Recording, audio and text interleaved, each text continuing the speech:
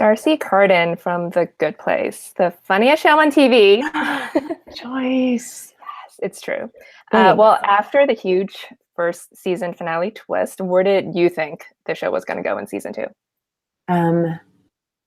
It's hard. It was hard to even know because the way the writers work, it's like you couldn't even try to guess. The way I felt about it was like if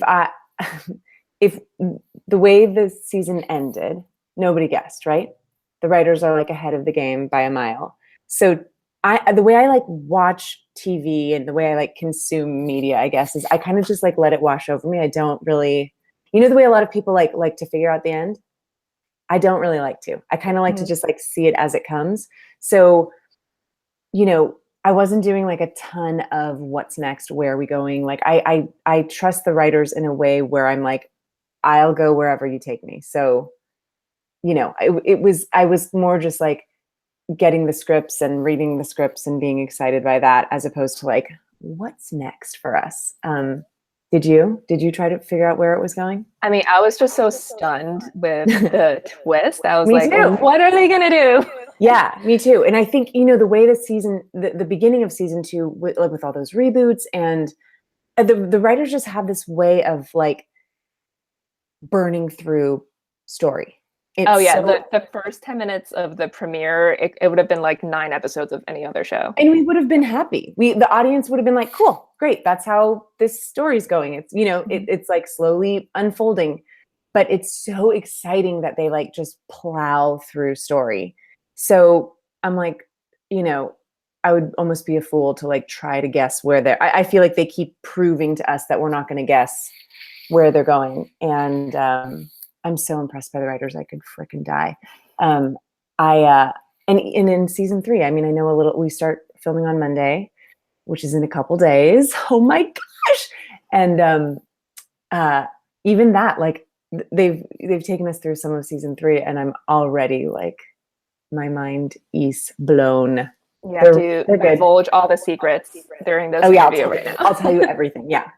I love the journey Janet went on this season, like processing her emotions and her feelings for Jason. So how much of her arc were you told beforehand? Did you guys like sit down before you start filming season 2? They lay some stuff out for you? Yeah, Mike Schur, the show creator, had the cast to the writer's room like the week before we started shooting. And he's like this master storyteller, and he's so good at explaining the episodes and explaining the whole season. But it's so much information he just did it again for season 3. Will Harper and I went into the writer's room and he took us through, and we were like, okay. So that's episode 3 and that's episode, like trying to follow, but it's so much information. And it's like, they're just burning through so much story that it's hard to even, hold on to everything. I was having dinner with Will last night, and we were trying to remember what the end of season 3 is, and we can't remember. And Mike told us we can't remember. It's so much information that we can't remember like what ends up happening. So is that a good thing or a bad thing that you don't remember? It's good. It's like there's just too much to hold on to.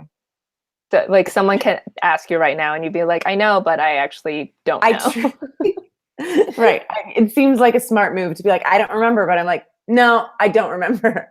Wait, if I sat here right now, could I remember? I kind of do, but how do we get there? I don't remember. And guess what? I'm not going to even tell you, even if I did remember. Well, I know when you auditioned, like there wasn't really a clear plan for who Janet was, because I think some men auditioned for her too, right? Yeah. So how collaborative has it been between you and Mike and the writers over the past 2 years to figure out who Janet is? It's been like, on one hand, it has been very collaborative, and I go into the writer's room a lot, and there's a lot of like conversations. Here's the thing: it is very collaborative, but also they're in charge. Like the writers know what they're doing, and Mike creates this world. He knows what he's doing, and he has a big picture. Like he knows where this whole thing is going, whereas I don't, obviously. And it feels very collaborative, but at the same time, I've never said like, oh, next I want to do this, or what if you guys did this, or anything like that. It's like somehow the writer's brains and my brain has like, we've like linked up. I trust them and they trust me, and everywhere they've gone, I've been on board, and I feel like everything I've done, they've hopefully been on board. It just seems very, there's like a weird partnership between us. Like, we agreed to just go for it. But do you have like an unspoken Janet Bible? Like, oh, she wouldn't say that, or you wouldn't write that part. Yeah, we do. We've sort of talked about that, but also it's such a feeling with Janet, and I've tried to explain this before, and I don't have a very good way of explaining it. It's like the writers have never put Janet in a situation that I have felt is un-Janet-y.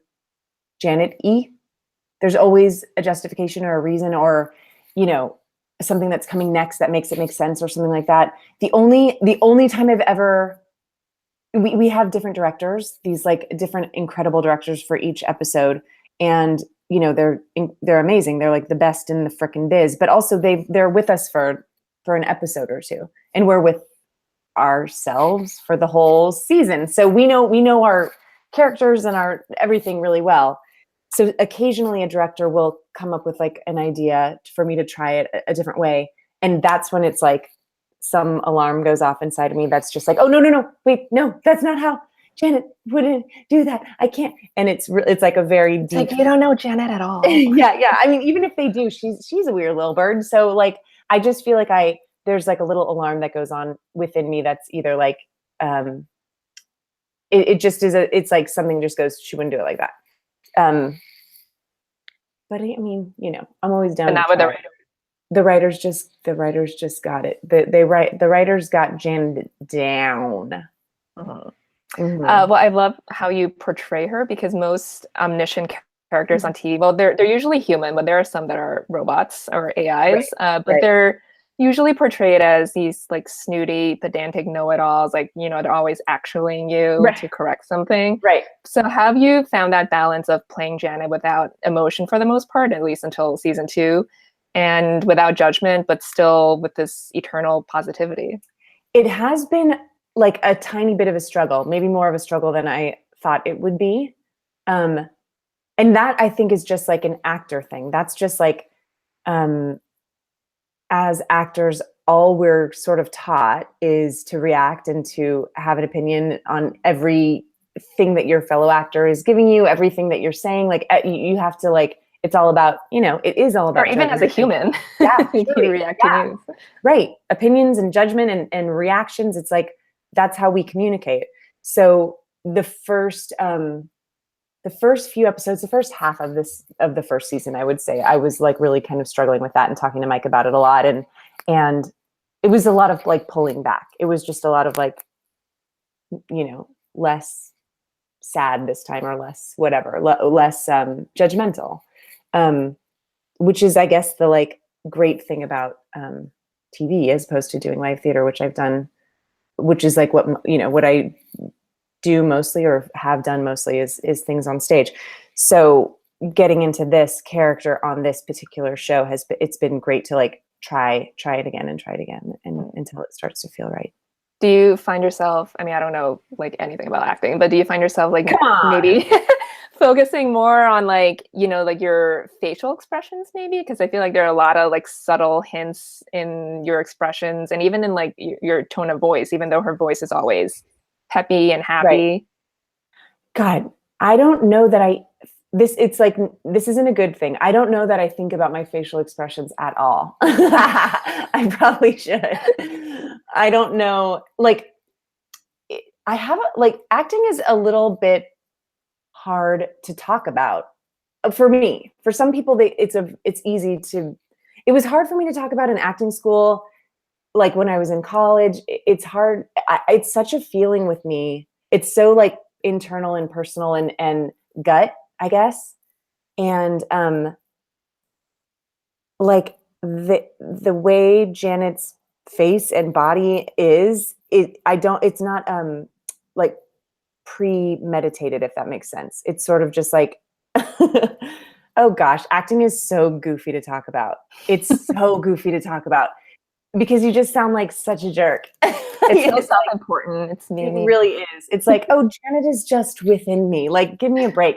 But it's like, it either feels real or it feels false. And if it feels false, you got to do it again. Mm-hmm. And at this point, I feel like I know her so well that, oh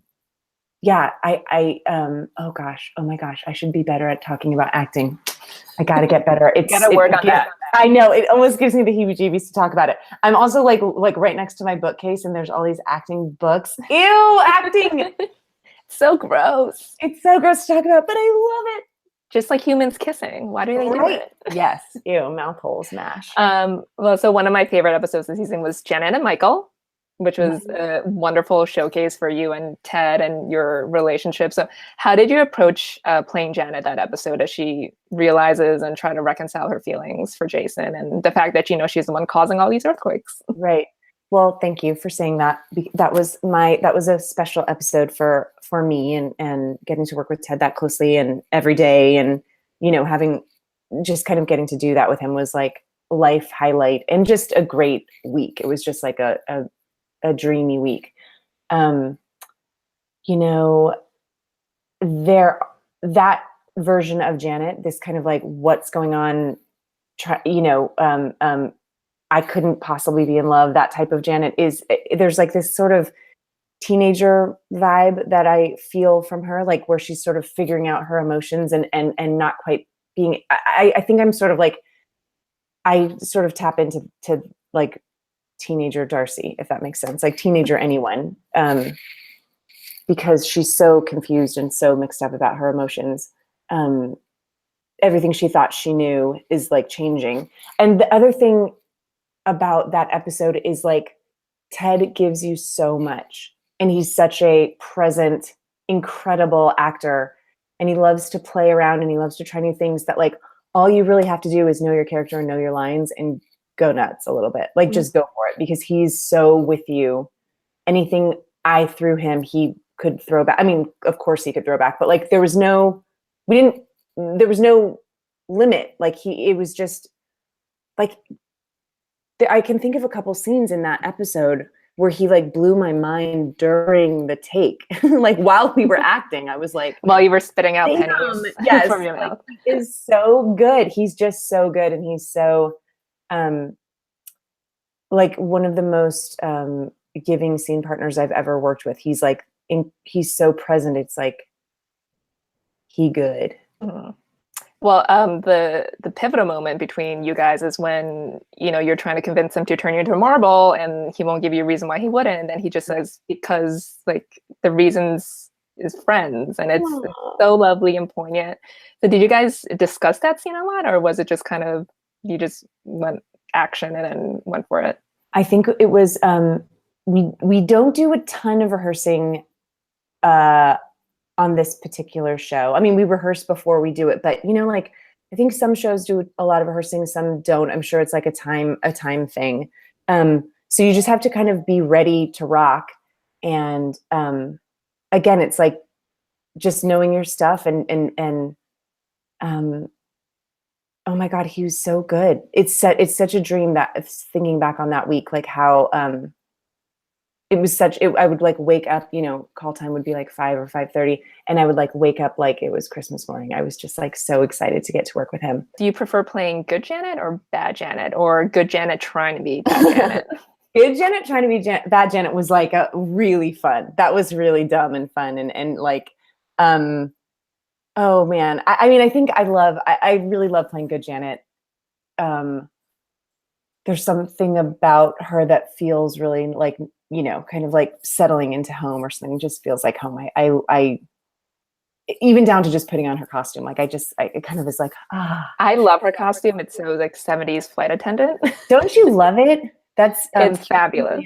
Is our amazing costume designer, and she's just incredible. I mean, the costumes on the show in general are so good. Everybody has like their look. Ted's ties. Ooh, I had the like pleasure of being next to Ted when she showed him his outfit for the first time, Kristen.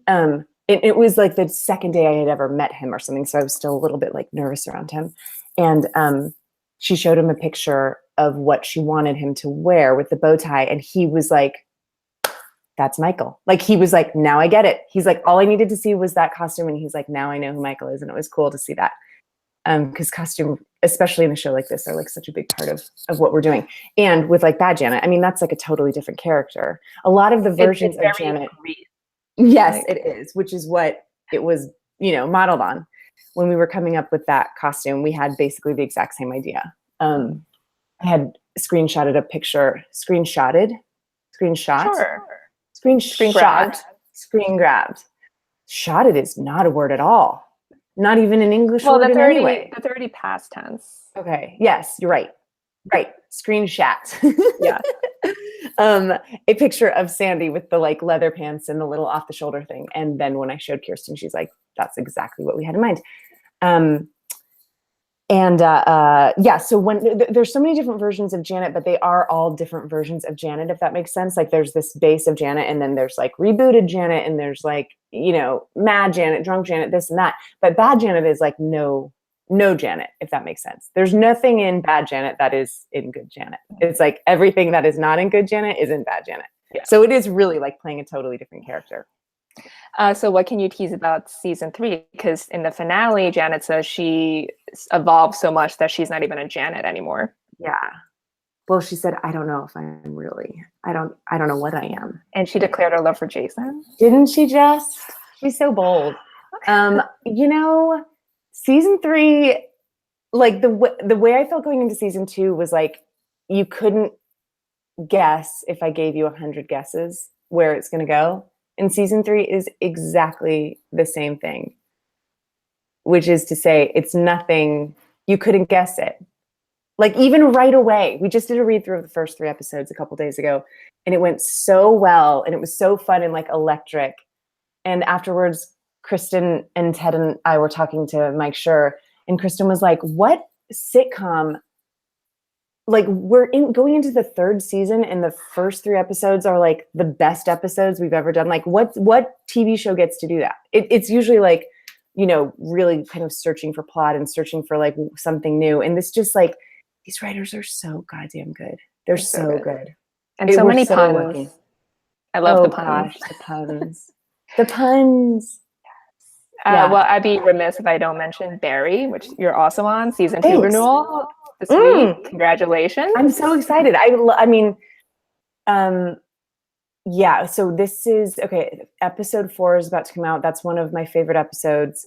That I just like, I promise I would never say it, that I was blessed, because then I would be so annoying. But these two shows, I won't even say it, but these 2 shows are like, they would be my favorite shows, even, if I was just watching them on TV. And the fact that I get to like be a part of both of them it kind of blows my mind, because it's too lucky. It's too good. It's just too good, because I'm really, really proud of both of these shows, and I kind of can't believe that. And they're both so different, but they are so funny. And you get to work opposite 2 TV icons. I know. That's actually insane. And on top of that, 2 like legends that, if I told you that Ted or Henry were like not nice guys, you'd be like, okay, well, they've been in the business a long time, whatever. They are the 2 nicest people on earth. They're like the 2 nicest people you've ever met in your life. It's just something really bad is going to happen to me the next couple years. Well, Darcy, I want to thank you for your time. It was great speaking with you, and your 2 awesome shows on TV. Maybe you'll get a 3rd. Are you that blessed? Boy. Well, I mean, Broad City is coming back for another season, so we'll see. Last season. Well, thank you very much, Darcy. It was a pleasure to talk to you.